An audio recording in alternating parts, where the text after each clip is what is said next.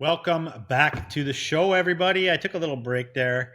Um, had some personal things to handle, personal things in my life come up. Needed a little break from the podcast, but I'm happy to be back. Midlife crisis, you might say.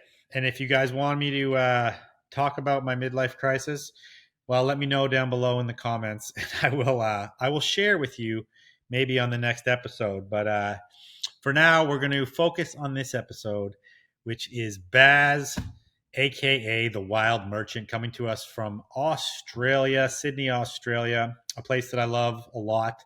I spent some time in Australia when I was about 21, learning how to surf and cruising around, having a good old time.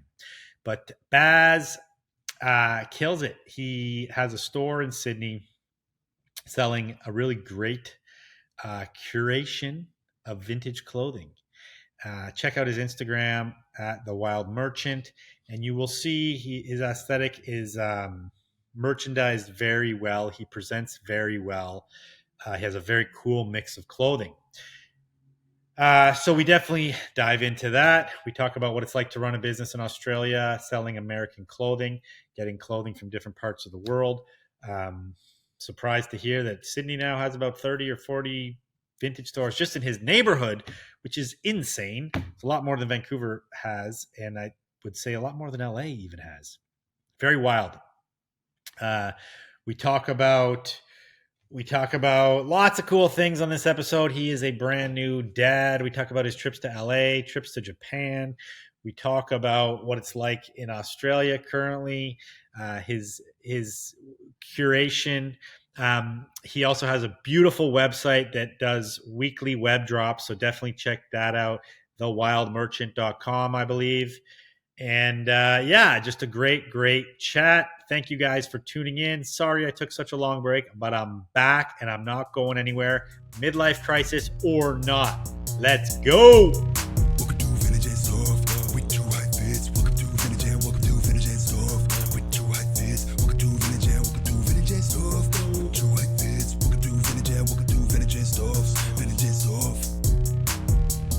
Vintage clothing by the rack. Yeah. Just check out my Insta, how you gon' argue with that? Everything you see, I manifest. I'm an architect, I think I'ma run it back. We got vintage clothing by the rack. Just check out my Insta, how you gon' argue with that? Everything you see, I manifest. I'm an architect, I think I'll have some of that. All right, Baz, welcome to the show, my man. Yo, thanks for having me on. Good to be here. It's first time caller, long time listener, as they say. Nice. I love that. You might be the first person to bust that on the show. I'm stoked to get into this, man. AKA the Wild Merchant. I've known you for some time now. Yep. You are coming to us from down under. There's lots there that Australia. I want to get into. And there's many topics. Congrats on becoming a dad recently. Thank you very much. Thank you. Very exciting. Yeah, it's exciting times, challenging, navigating the early stages of fatherhood, trying to figure out how to survive, but it's worth it. It's definitely worth it. Yeah, love nice. it. Glad you're enjoying it. And lots of other things. I want to talk about, like running your business in Australia. I want to talk about your curation. I hate that word, but you actually have a very interesting take on vintage. And thanks, man. What you do is presented very well. You present it very well. You have a very nice aesthetic, I must say. So I want to thank you very much. It is just like my weird brain incarnate, I suppose, spilling out into some form of business, I guess, It is like fun world. Perfect. Fun world. Fun selling vintage. Hells yeah, it is. Okay, so let's kick it off though. The first question I have for you is, if you could travel through time to one era and grab as much clothing as you can fit inside a suitcase, what period would you go to and where would you go? Like what area? Jesus what Christ. town? That's such a hard one. Hey, I mean, there's obviously some golden periods in time, like the early turn of the century. Obviously, if you're going to get denim, then you'd go somewhere in the Midwest maybe, or like Arizona or something like that. But then like how many guys are going to give you their pants? Do you know what I mean? Like do you know what I mean? Like, I guess you go to the store and you buy a dead stock Levi's, I suppose. I guess Yeah, you could go to, you turn the dial like, on would you on have, the time machine, and then you hopefully go to the store, and then you show up at the store, and they're like, actually, like we're sold out. We're waiting for a new production run, and yeah, you're like, fuck. and you come back with diphtheria by accident because you.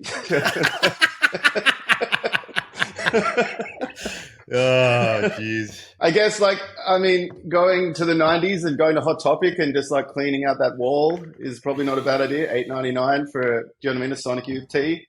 Like, Yeah, if we're talking fair about for enough. monetary gain, that's probably a pretty smart move.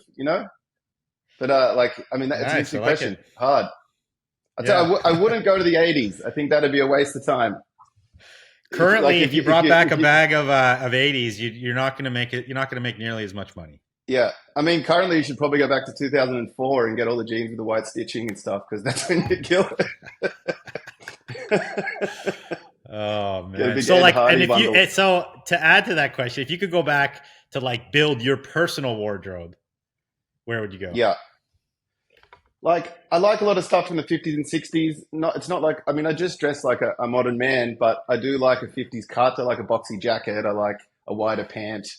I don't know, you know what I mean? It's a hard one. It's like I feel like style is such like a shit mix these days that it's like you want to wear, I don't know, like an old t-shirt with a 50s jacket, with a this, with a that. So I guess the 50s, Yeah. I'd go get some of those. Like I like those Hercules kind of whipcord jackets with the like the lower pocket. If I could go and get a stash of those, that'd be nice. Like you're talking like the button up with the four pocket, or like you're talking like a gas station. Gas station, like zip and like the pockets Yeah. like low here, you know? Love those. Yeah, Love totally. those. Classic. Yeah. That was one of the Yeah. first things I actually had vintage when I was a kid. Like when I skated, probably when I was like 12 or 13, I got one from my dad, like a cool gas station jacket. Yeah, like Harrington-esque, I suppose. They're kind of Harrington-y. I don't know. Call Yeah. them Harringtons. Yeah. Okay, let's kick it back Yeah, to good your question. roots, man. Let's kick it back to your roots. How you got into this crazy world of vintage. You know, I don't know about your history actually. I do know that you lived in Canada for a period at some point, right? Yeah, lived in Van for '07 to 2014, sorry. Like I kind of went straight out of high school, lived there, was just like chefing and stuff, worked at a restaurant in Gastown and around a bunch of places. And then, yeah, moved home 2014. Like I was a cook for 10 years and then was like living with some friends, and a friend of mine did like a jewelry course. And so she was like teaching us how to like make rings and stuff. And so I just like started fucking around doing that. And then I was like in this place, this big like antique center here in Sydney, buying this little like vice to like fuck around with jewelry. And the guy's like, "Oh, you make jewelry? Do you want to do like a cabinet in here?" And I was like, I thought about it, and I got pretty tired of like making people's dinner for a living. So I kind of was like looking to do something else. And nothing wrong with that. Beautiful profession, but 10 years in the game, like I saw the writing on the wall. Guys who'd worked there longer, like not happy people. So I don't know. It's a taxing industry, as fun as it is. But then, so like started out selling furniture, ended up like getting a little space at this like antique center thing here. And then like around that time, I met this guy here in Sydney who was like selling French workwear.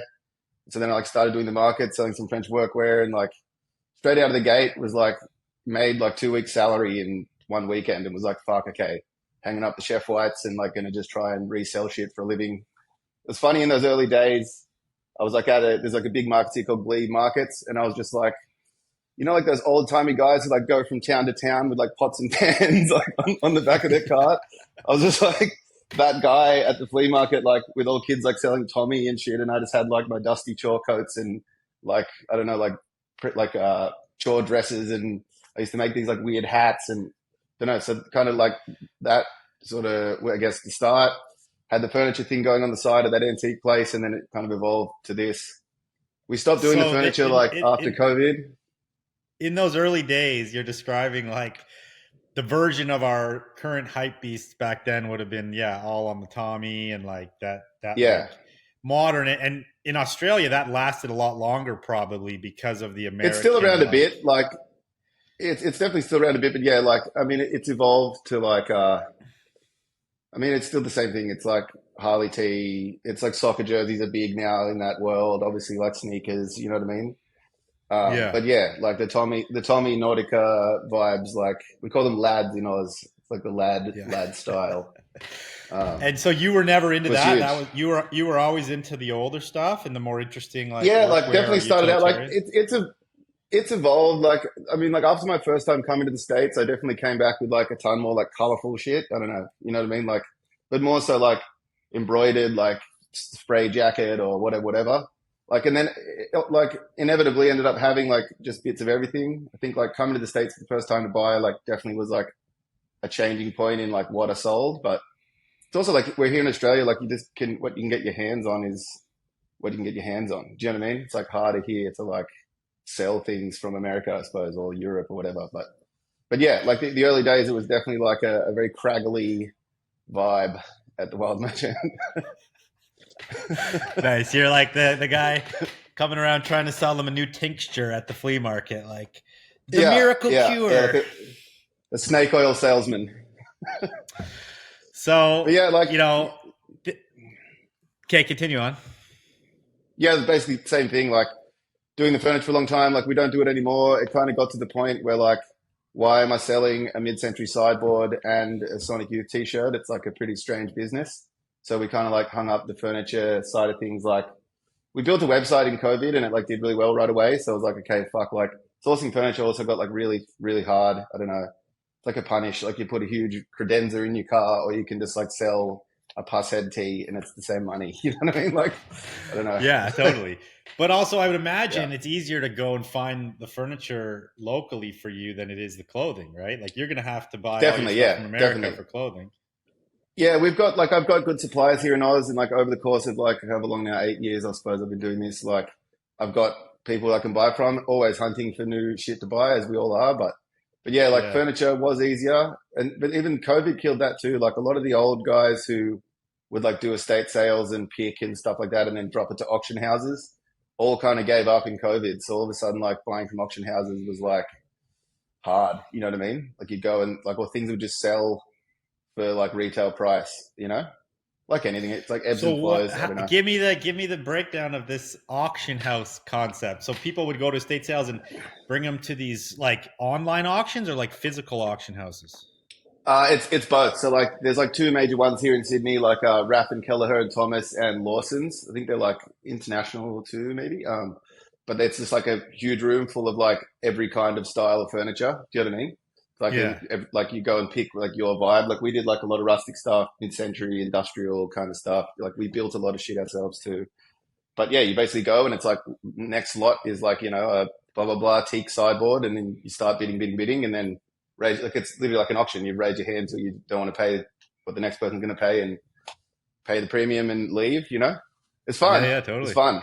Once again, like just me in like a very strange world as like a young person doing this game, just like at a place with like I don't know, like old men buying furniture, and then I don't. I mean, like here's the reference. We were there. Like me and my brothers used to go, and like the people there was like, you guys look like Pearl Jam. Like that's kind of the reference of people. That's awesome. Yeah, Oh, so like, do you think it was yeah, your different take on it that gave you success because you buying different things maybe than all the rest of these people are buying and putting yeah. different I guess so things too. together? Yeah, like I think always like in an industry, like everyone bitches about everyone else. Like I've always just been like, don't covet thy neighbor. Just like do your thing. Like we always kind of do shit kind of weird. I guess I don't know. You know, like I've just always put things together that I like next to the thing next to it. I don't know. You know what I mean? Like it's kind of Yeah. there's no like major philosophy to it. It's just like that looks cool. I think maybe it comes from like working in restaurants. Like plating has to look a certain way, so it's just like I've always liked arranging shit. You know, like don't know, like I collect weird shit. My house is full of like done stuff. Fucking I don't know. You know, it's like yeah. I guess basically that. Yeah. Yeah, no, that's cool. Um, on that note, the clothing business, the vintage clothing business, basically is ruled by American fashion. You've already touched on the fact that you kind of started selling French workwear, and there's other pockets of, I mean, there's things that are popular from all over the world, of course. Um, but when you really break it down, it's like Levi's and Jordans and these like staples of things that have started this business. And obviously, like all the t-shirts, all these bands, all the things. A lot of it's American, right? So, like, from someone who's in a different country, this is a two-parter. Actually, I want to know, like, your Sure. thoughts on that. How it's so American. It's so American, and like why the world is so into American fashion. And then I also want to talk about like the Australian stuff after that. So, give me your take on that. I mean, I think it's like America just has its claws in the whole world as far as influence. Like we watch American movies, we listen to American music. I mean, English too, whatever, whatever. But like even, I guess like is English stuff just American?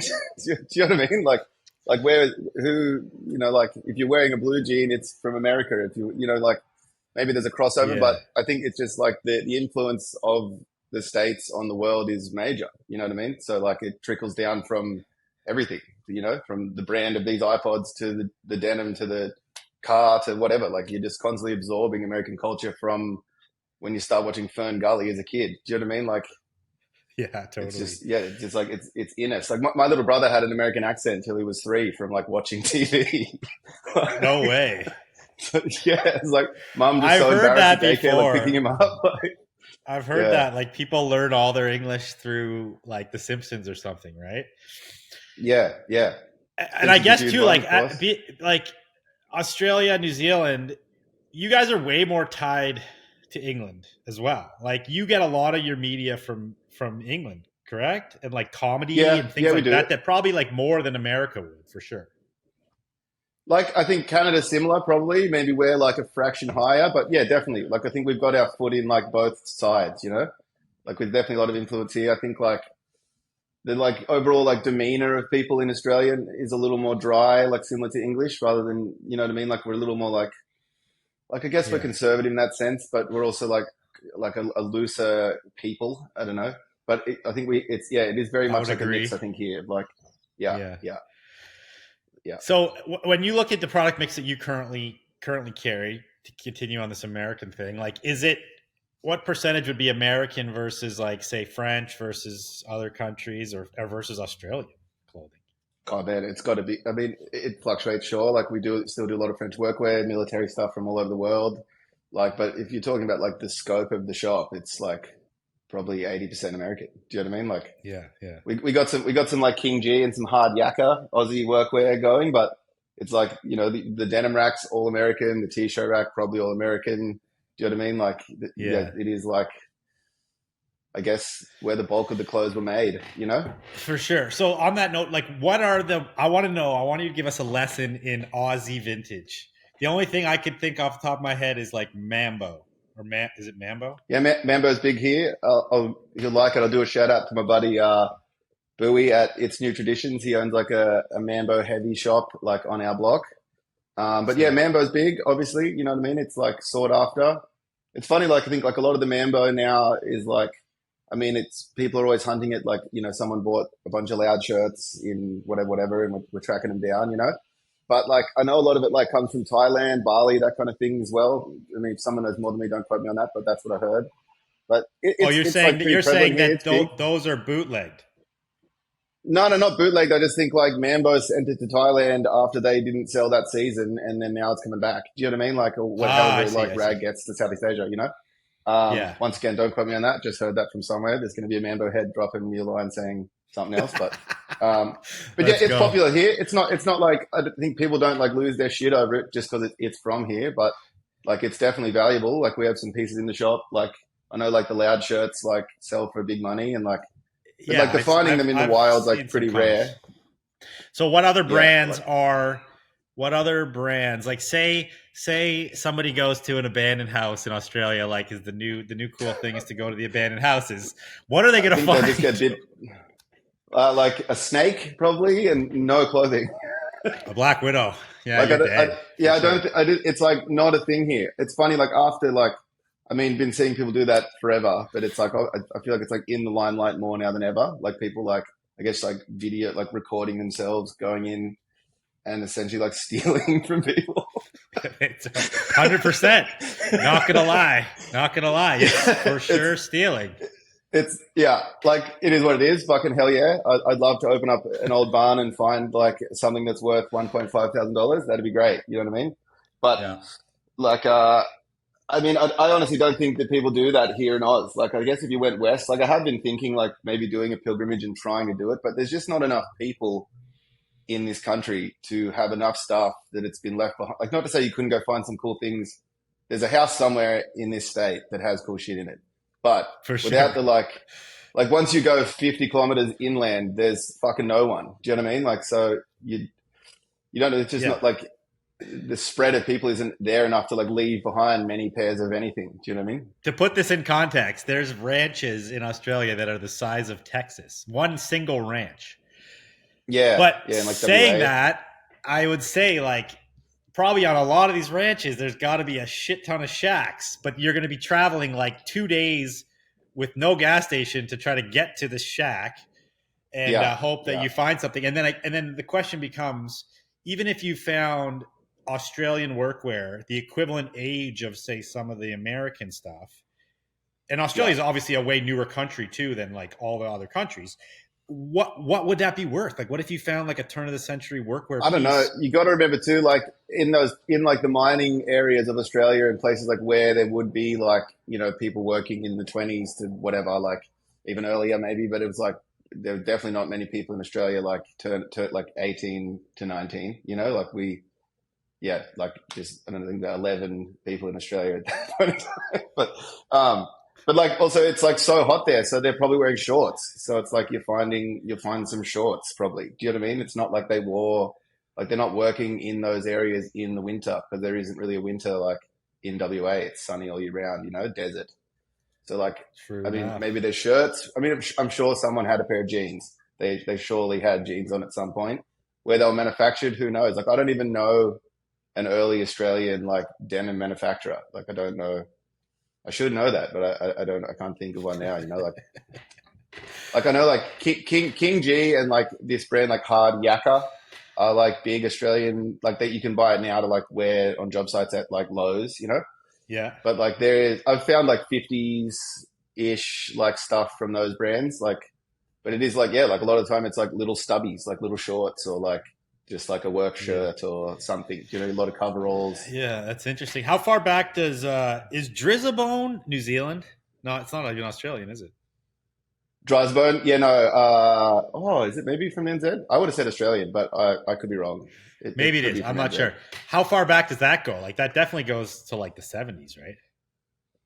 Yeah, I think probably back. Yeah. Once again, like don't know, but like seeing some, like I've found like those big dusters with the like shoulder, the big shoulder coats that like I've found some of those that like look similar age to like the old Barbour stuff. It's got like you never know. It's like I don't have a tag history of it, but your tag looks pretty 50s, 60s. It's flat. It's like embroidered. Like something like that. But even that Yeah. could be earlier. Could be earlier. Yeah. Yeah, that's another thing. There's not very many people like after it, which means there's no documentation of it, which means it's hard even to tell because the manufacturing standards would be different and you're looking for different details than other parts of the world, right? It's honestly like not on my radar too much, but like after like this post this conversation, I think I'm gonna do some digging because like I kind of want to know myself. Yeah. Well, I just, Yeah, I think it's interesting, like different takes on it and what's out there around the world. But I'm I coming will at you say with like a guess. Australian military, Aussie military stuff. Like that's something that I've found and sold a lot of, and like some of the like 40s ish, 30s, like up to now, whatever. Like there's a ton of good stuff in the Oz military realm. Like we sell a ton of like these pants, like Gurkha pants, they're called. They're just like a cotton satiny pant, like side buckle or front buckle. Like Nice. I've sold, I don't even know, like thousands of those in my time. Wholesaled a ton back in the day. Regrettably, like sold 500 pairs to a guy in Thailand and for $10 a pair. And then now we sell them if we don't have enough of them, and they sell 150 in the shop all day long. So it's like that thing where I don't Wow. know, you regret selling it, but it is what it is. At the time, it was a good deal. Yeah, sometimes you got to make those moves. I've had a Yeah, thousand of those things. yeah, fully. Quick intermission to bring you a word from our sponsor, FSandFrankVintage.com. Right behind us. All those clothes plus lots more off screen that you can go buy right now at FSandFrankVintage.com. Link down below. Go shop. Get 30% off with code VTG and stuff. But that's not all. This episode will self-destruct at 45 minutes. What you want to do is you want to go sub to the YouTube right down below to get the full 2+ hour version, or in the links down below you can jump on the Patreon and get a free 7-day trial, so you don't even have to pay to listen to this full episode. It is free for you right now. Go jump on the Patreon, sub. You support me, you support the editor, you support the education that we're bringing you, and you're paying for an education into the world of vintage clothing, which I believe is worth well more than what we're charging for $5 a month. But you don't even have to pay because it's free. It's free if you go jump on the free trial. Back to the episode. So, yeah, what other areas of the world do you sell military from? Like what sells well in your shop? You know, military is one of those things where every country has it, regardless. Yeah. Around the world, different camos, different tactical things, different like climate type wear, like depending on what country it is. So yeah, what sells good for you? It's funny. There's obviously like so many patterns and styles within military, and it's like definitely not all military is cool. I feel like American military obviously sells itself. Like if we have old HBT stuff that's faded, or like Vietnam era camo jungle jacket, blah blah blah. Yeah, you know what I mean? Like that. It's obviously no like OG 107 stuff are always good. But if you have like a captain's jacket with lapels and shit, like nobody cares. Do you know what I mean? It's like people just want to like. I guess like those American pieces have like their roots in like hippie fashion and 90s rave stuff, UK, whatever. So it's like there's people like can see it and understand, oh, it's not like I'm not dressing up like an army man. I'm looking like fucking Liam Gallagher. I don't know. Do you know what I mean? And yeah, the like, way I think about it is like it's like the battle dress stuff that people want, like like the workwear part of military, or things that they actually wore into battle. But like if you're wearing like an officer's thing, nobody wants that shit, right? It's like not maybe cool. Maybe no, for some like mod fancy style, it's too fancy. Yeah. Yeah, but yeah, too fancy. Too fancy. Often like wool. Often I don't know, just like the wrong cut. Like it doesn't. Yeah. It also just like not nice to wear. Like you don't want to like I don't know. Unless it's like winter, you don't really wear a pea coat, do you? You know what I mean? Like I don't know. It's like less wearable. But yeah, I think like Europe, there's some good stuff. I quite like the Swedish like salt and pepper pants. Always do well when we get them. They're kind of like they look very work weary too. Like French Army has some crazy shit. They got like a ton of stuff. Like there's always like cool camos. I feel like in European military, a lot of like autumnal colors. You know. Yeah. I don't know. It's exciting. It's fun when you get like once again, like not a professional. I've sold a ton of it. The information's probably come and gone out of my brain of like this and that and this. You know what I mean? You retain what you do, and at the end of the day, like a cool jacket is a cool jacket. You know, I don't get too like tech on like donut button this and blah blah. Like you know, just see if something's authentic or not or whatever. You know, I don't know. I'm sure I've sold things that are worth more, and I've charged more for things that are worth less. I don't know. You know. Yeah. I have a question about that, but I'm gonna get into one of our guest questions from Gosling_faded. You know this person? Yep. Ryan Gosling, T-Page. What a guy. Nice. He's a big fan. Big fan. Some argue high-end vintage sells itself. You have a keen eye for VM/AEST. I'm assuming that means aesthetic, but what is VM?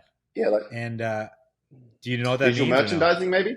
Yes. Okay. Visual merchandising. Yeah. Okay. I want to talk about this more too. And he said, why is this important? So you have a keen. Oh, sorry. Some argue high-end vintage sells itself. You have a keen eye for visual merchandising and aesthetic.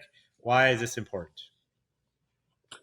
I mean, I don't know. Like, first of all, I guess it goes back to the cooking thing. Like, you eat with your eyes first, you know? So, like, if you have the shit everywhere and it doesn't look nice, it's like less appealing to buy something from your store. Like when someone comes to the store, they want to be like inspired. They want to feel like, I mean, that's a bit of a wanker thing to say, but do you know what I mean? They want to feel like, oh, wow, interested. You want to be able to absorb, like vintage stores have like tons of stuff in them. Do you know what I mean? So like, yeah, I guess if you can be like, oh, there's that and there's this and here's this, I can go through the store and absorb what I take. It's a constant battle, I think, like, putting Hawaiian shirt next to striped shirt next to fucking pink shirt. You know what I mean? It's hard, like, to have your store be like absorbable when you walk in the door. Do you know what I mean?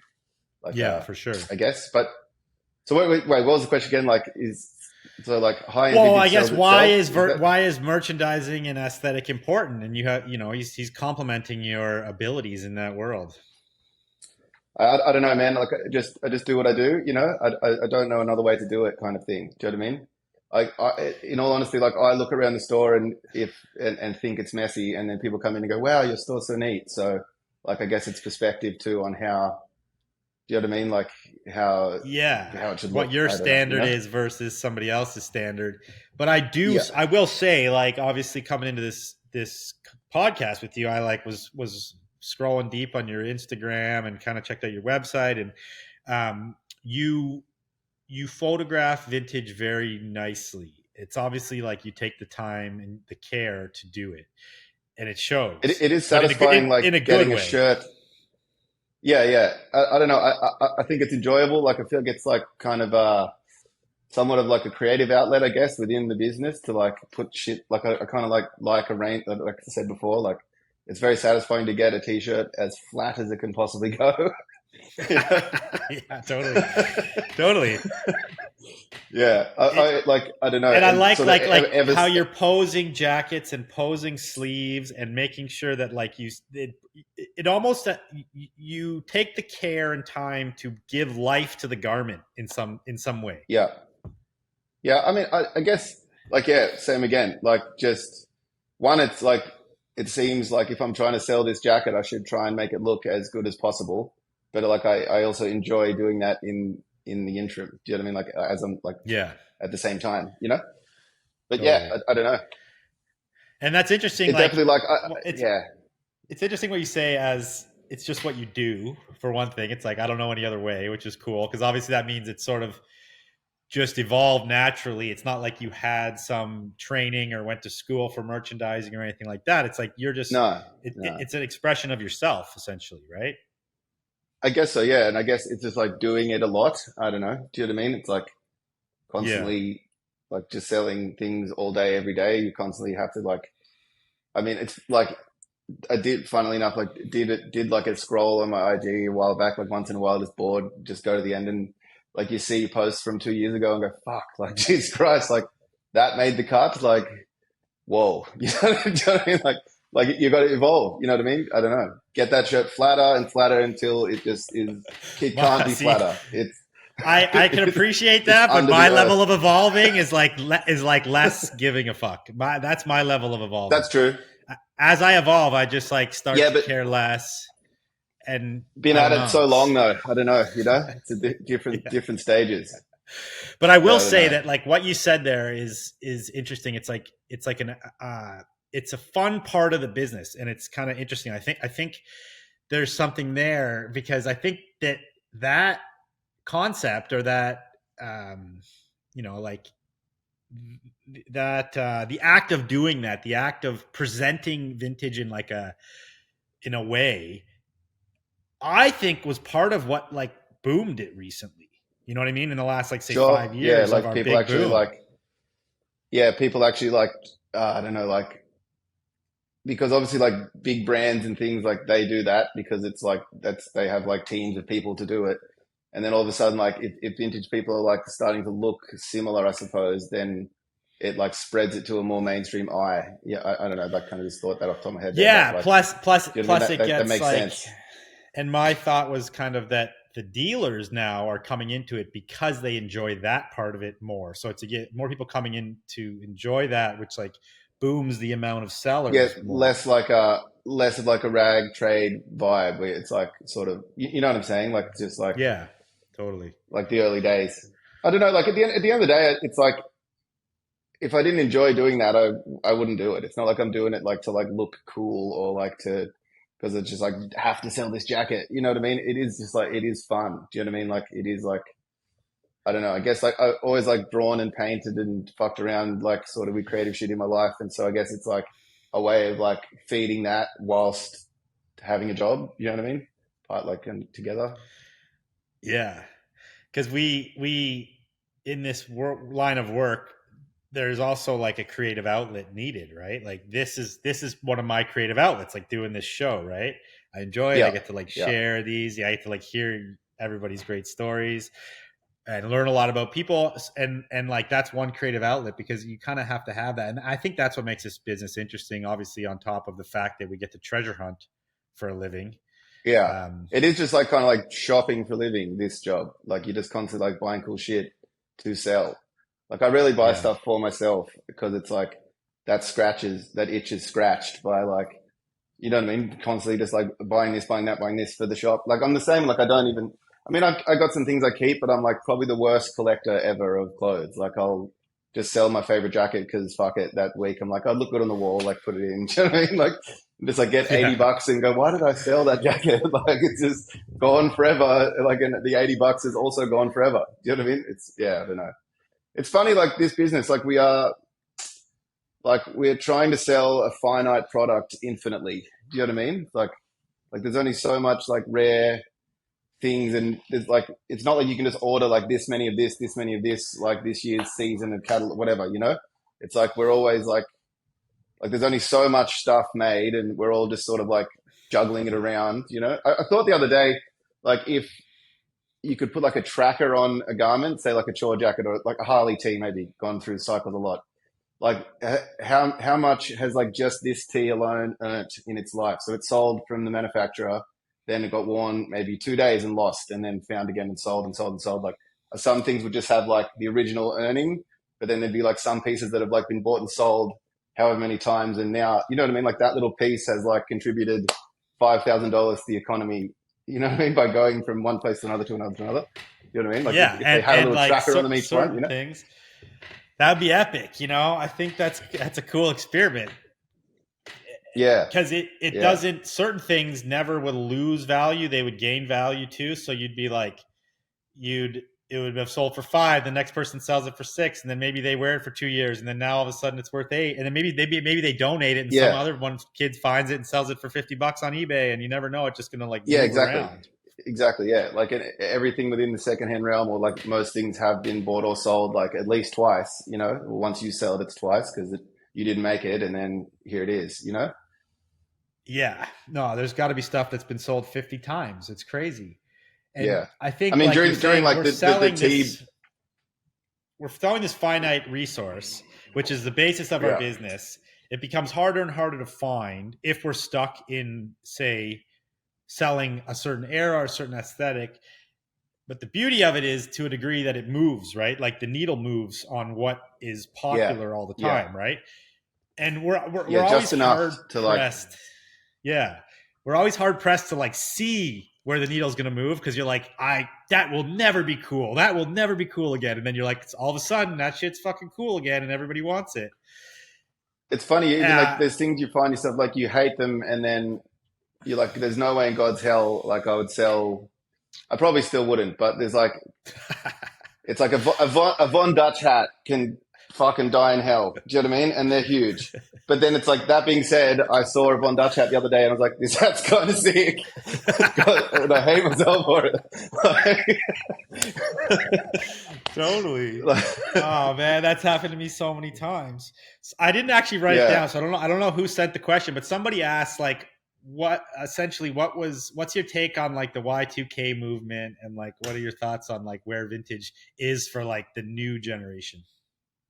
It's big here. It's like it's mega here. There's like these like a few big shows that like in Australia now, like one called Fashion Thrift Society, and there's another like there's a few small ones. This one Second Life into Second Life. Oh God, I just messaged him to try and do the event. I forgot the name. Second Life Market. Uh, Okay. um, and they're like very Y2K heavy. Do you know what I mean? It's like look, it's pretty gnarly. I'm not going to lie. You know, like there's things in there that are cool, and it's like the same thing we just said. Like over time, you see more and more of it to the point where you're like, it's like this is cool, that's cool. I don't know. Like if I got some, I'd put it in the store. Try and like we do have some Y2K esque stuff. Like we definitely don't have like the full like those low rise jeans with the white stitching, gnarly. Like, but they if I had 10 pairs, they'd be gone tomorrow. Do you know what I mean? You're Like they talking are. like with It's the back pocket, but the back pockets have like a flap over with like yeah, big yeah. buttons and like Big embroidery button, and True shit. Religion, like Oh yeah. embroidery, like some like graffiti on them. Super cool. But yeah, I don't know.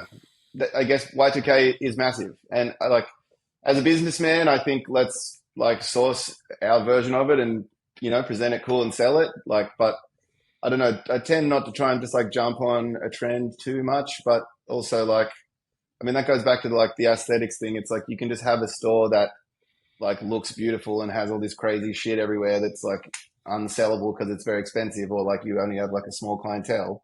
Do you know what I mean? I think it's like good to have a balance of like things that are interesting and you look at and enjoy as a vintage, like someone who sees it every day, and then also have items in your store that keep the lights on. Do you know what I mean? Like I think a balance between those. You don't want a full store of keep the lights on, and you don't want a full store of like look how cool this jacket is. I think like that Yeah. balance. I think is key and necessary. There's kind of no other way to do it. Unless you like if you're serious about like if you're in it for like the long run, I suppose. Do you know what I mean? Or if you like need the money from the store to live. If you're loaded and you just want to have like a gallery, great. Like I don't know, it depends. I guess there's also like there's people who do have stores like that and kill it as well. I don't know. It depends once again Yeah, with I what you can think there access as is. well. There's definitely a few, but there's not as many, and it's harder to Yeah. live in that world, especially if because the supply is a lot harder. So now you're like fighting for the cream of the crop product all the time, and Just praying also, like Thai or Japanese people come through the door. yeah. Yeah. So give Yeah. us like your example of what's your keep the lights on products that are like these are always selling, they're always good, or You're like, yeah. I mean, tour jacket, obviously, cheaper military stuff, t-shirts that like aren't expensive, just some nice faded whatever. You know what I mean? A skull. We do like a lot of flannel. We do a lot of like just like regular leather jacket. You know what I mean? They're like a higher-ish ticket item. Like we have them 225, whatever. But for the price, we sell a lot. Um, what was big last like coming into the summer now? We did like a lot of flannel this winter, a lot of just like shirting, Western shirt, blah blah blah. yeah. Like down vest were huge this year, like just like the Yeah, I've noticed puffer that. vest. Yeah. Yeah, killer. Like knitted vest too. Like couldn't have enough fucking like sweater vest this year. It's wild. Like, Yeah, just but like yeah, stuff like V-neck that. sweater, cute little sweater Yeah, vests. yeah, Yeah, like with those have a been cool popping. kind of Coogee-esque print or just like ugly sweater vibes with no sleeves. Yeah. Cardigan big like. What else? Yeah, that's like they're the kind of like they're the meat and potatoes elements. Yeah, and then give us a Yeah. couple examples of like things that you love finding to put in your shop, like higher end pieces that like get you fired up. Like like okay, old French stuff. I like the hunting jacket, stuff like that. Old French pants. We always have like a big selection of. I'll try and find like I'll buy if the margin even isn't great because it's just like don't know cool. Like I love stuff with repairs. I like chain stitch embroidered shit, car club jackety style stuff. Like I get excited over like just a nice faded shirt, like a chambray shirt, or just like I don't know. Do you know what I mean? Like wear definitely important. Tees always like forever. We tried to like keep the higher end tees out of the store because like someone comes in and is like, oh, I love Sonic Youth, and then you tell them it's an $800 shirt and they think your shop sucks. You know what I mean? So it was always like kind of trying to cap the like a $300 shirt was about as hard as we go, and then I'd save those other ones to sell privately or when lives are big, sell them on lives. But I kind of like have reached a point where it's like fuck it, like if we don't have them in the store, like then who does? I don't know. Do you know what I mean? Like there's a few stores like you might as well just have it. I don't know. And like as Well, long as you I have, feel like we're reaching you this know, point. Like right before I jumped on with you, there was like five or six, maybe even high school kids in here, right? Because I'm at my warehouse yeah, right now, and like we have a little sort of warehouse outlet set up in Squamish, yeah, which yeah. you've been here, dude. Squamish is like a nothing town. Like it's 15,000 people in the mountains, but Goddamn because of beautiful like though. We'll say. it is amazing Yeah, because of the way social media is, internet access to information is so prevalent. Like these kids are coming in here that go to the high school 2 minutes walk away in Squamish, BC, town in the mountains, and this kid's like talking about Big E's and Nike yeah, ACG yeah. and like all the hype shit that people want, and like they're like trying to like dig through the back and like get into this cool vintage. So that we're, in my opinion, I mean, I think it's rad because now I can sell cool stuff anywhere. And I think that's the takeaway. It's like you don't have to be in like a metropolitan area, which you are anyway, but to maybe Yeah. have customers who come in who understand vintage and the value of vintage now. 100%. Like more and more, like I said, like from early days was selling like kind of like rare French workwear and like, you know, stuff like that. And it definitely was like the kind of like the trendy mum or like the, I don't know, do you know what I mean? Like international Yeah. customers who would like actually look and be like, oh, I see the darning on this jacket and that's cool. You know what I mean? And Yeah. kids were like kind of, I mean, I'd sell this, like, don't discredit people. Like if you, enough people walk past, people like it. You know what I mean? But Totally. definitely, like I have noticed, like what you said, more and more, you do have young kids coming in being like, asking about specific stuff within military, like, no, is this, and this? And you know what I mean? Then like seeing price we have and being like, I can't believe this is only 200. Did you see like on eBay, it's this much and this much? I'm like, do you know what I mean? The price is the price, you know? Yeah. It's encouraging that I think like it's nice to have the new wave of kids like love or hate social media. It's like a blessing and a curse, but it definitely has like opened the eyes like someone who's interested in clothing and then they've like learnt now inadvertently or just by like digging deeper after being like, oh, I like a band tee, and now that's led to, you know what I mean, liking, I don't know, like tailoring of some sort. You know what I mean? Yeah. It starts with It's like good. I think it's good. Pokemon. Like I said, It starts with like a Pokemon tee, and it ends with the felony in a bando. That's the lineage. or gotta catch them all. Yeah, exactly. Starts with the Pokemon tee It's and like ends with kids. getting shot by a farmer at a bando. Maybe it was like kids playing Pokemon Go, just like accidentally wandering into a bando and then finding jeans. Oh fuck. Oh fuck. Yeah. Yeah, that Nah, is. That's up and end of the spectrum. but I feel like that's where like this business, that's where you see kids.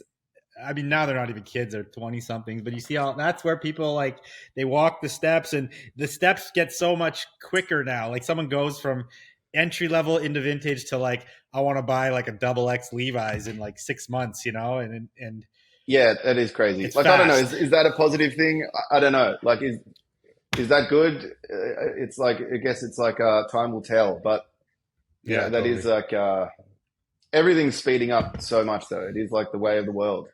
Like, I don't know how fast it can get, but it's going fast.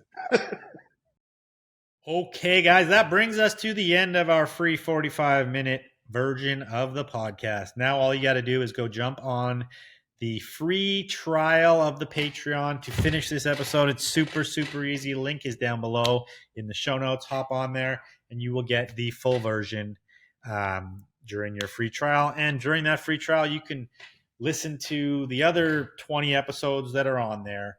Great listens, all of them. Lots of educational content if you're into vintage clothing, as you obviously are because you got this far on this episode. So hop on the Patreon. You can also sub right here on the YouTube, get the same full version of the show. And thanks to Wild Merchant for hopping on. Again, sorry I took such a long hiatus, but I am back.